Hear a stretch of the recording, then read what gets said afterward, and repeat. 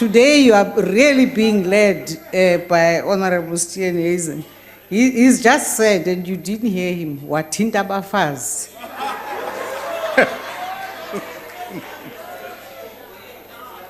Honorable members, thank you very much for what I believe was a constructive engagement on matters pertaining to Parliament. And allow me to first respond to a few matters that were raised.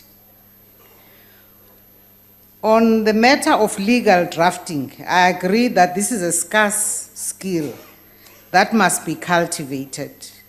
And we actually have been discussing this over a long time. I remember even in the third Parliament.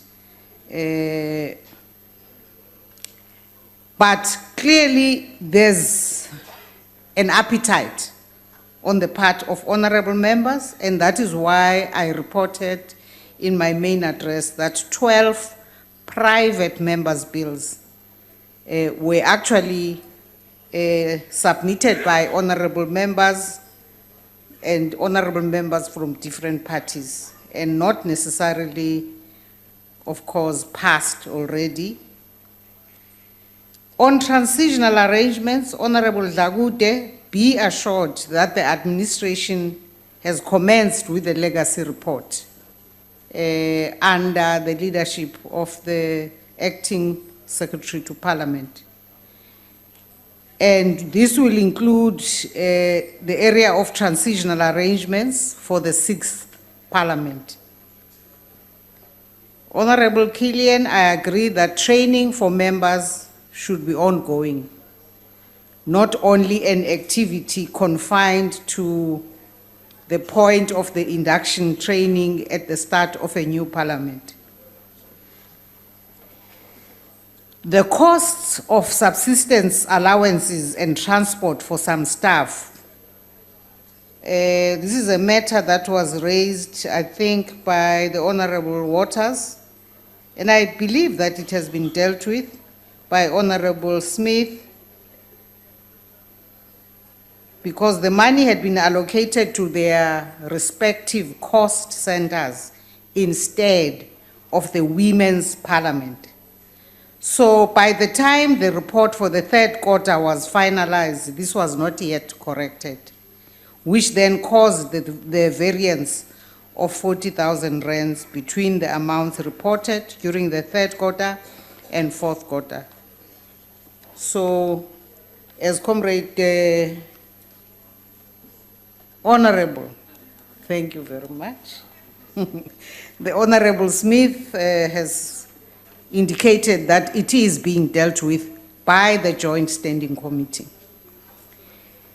Let me remind honorable members of the formula for funding of political parties, which is something I thought members would be aware of by now.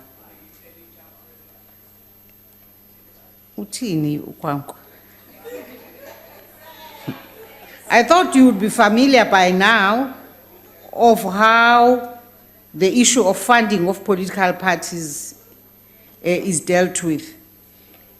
Political parties are allocated funds in proportion to their representation in the House, as provided for in the Constitution. And I think it's Honorable Chief Whip that has repeatedly advised honorable members that the thing for them to do is just to make sure that they come back in larger numbers. With respect to the variance of money withheld from political parties, the correct amount withheld was only 199,000 rands. 199,000 rands, not 190 million rands. No, it's 199,000, not 190 million. There's a great difference between the two. So, Honorable Waters, you have not quoted the correct amounts. well, maybe we should look at the document and correct it. With respect to the quarterly budget allocation, honorable members, in this regard, please note that the responses on the changes to the budget allocations will be submitted to the Joint Standing Committee as promised last week by the Acting Secretary of Parliament. We note the concern concerning the Treasury Advice Office. I'm aware of the separation of powers between the Treasury Advice Office and the CFO. We continue to submit the request for this unfunded mandate, and we will do so in this year's adjustments budget. Honorable members, speaking at the first sitting of Parliament as the first democratically elected president of a free South Africa, and that was on the 24th May 1994, President Nelson Mandela stated, and I quote, "We place our vision of a new constitutional order for South Africa on the table not as conquerors, prescribing to the conquered." Let me repeat what Madiba said. He says, "We place our vision of a new constitutional order for South Africa on the table, not as conquerors, prescribing to the conquered." We didn't do that. We're still not in the mood. We speak as fellow citizens to heal the wounds of the past with the intent of constructing a new order based on justice for all. Close quotes. Those words marked the final death knell of an unjust political system based on race and the birth of a new constitutional order in South Africa. One of the key outcomes of the liberation struggle was the country's constitution, which bears the very heavy imprint of the vision and the values which President Nelson Mandela and Mama Albertina Sisulu and others of their generation stood for. Nelson Mandela understood the importance and significance of Parliament and therefore had a profound respect for this Parliament, as it has had for him.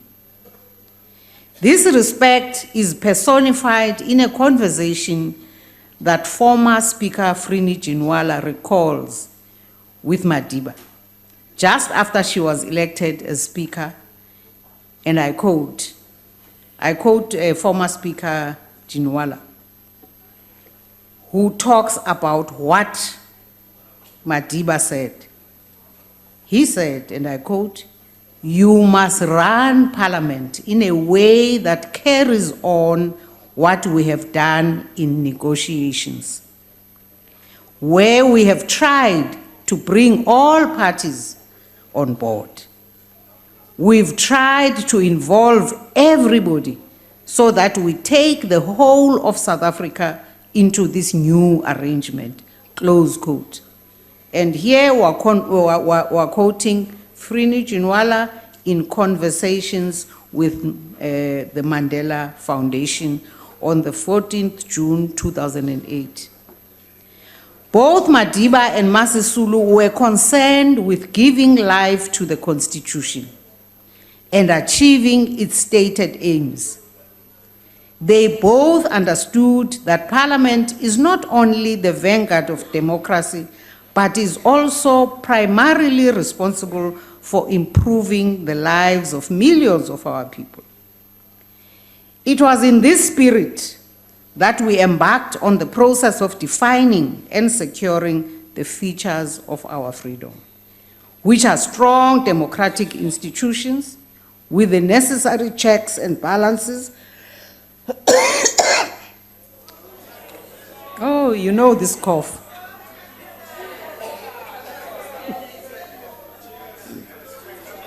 Cheers. Which are strong democratic institutions with the necessary checks and balances to ensure our democracy's endurance and resilience, even when faced with adversity and challenges. We owe Tata Nelson Mandela and Mama Albertina Sisulu a great debt. We should strive to emulate their visionary leadership, humility, and above all, their belief of being selfless servants of our people.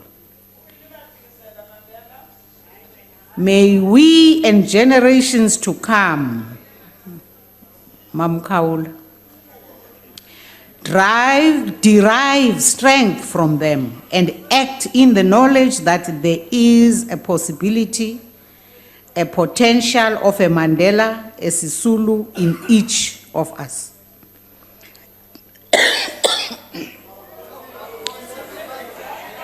That potential is there if we commit to never forget that we exist to serve the people, not to destroy one another. Let us, in our words and actions, be it in the chambers of Parliament, the executive, or wherever we find ourselves, act with integrity and honor, as Madiba and others, including Mama Winnie Madikizela Mandela, did in service to our people at all times. Let us work together to continue the work of Nelson Mandela and Mama Albertina Sisulu to fulfill the promise that the sun shall never set on so glorious a nation, to quote from Tata Madiba. I thank you. Iyouth kukhulunyiwe ngayo hlengwa. Wena weneli nje. Thank you, honorable members. That concludes the debate on Parliament's vote.